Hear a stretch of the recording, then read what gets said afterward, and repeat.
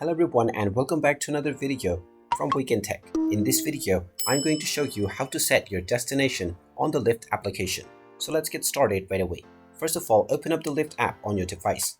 And if you haven't logged into your account already, go ahead and use your email address and your password, and you will be logged in and taken into your homepage, from which you will directly be able to start requesting and searching for a ride. Now, before you can start searching for your ride, you will need to enter your destination where you need to go.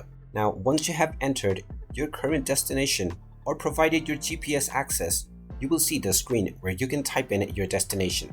Just type in your desired destination, and now you will directly be able to see various different rides that you can book. Simply choose from the list of available options and then proceed forward with the pickup button. You can then tap on the confirm and request option, and once you proceed with your payment method, your ride will be fixed right away.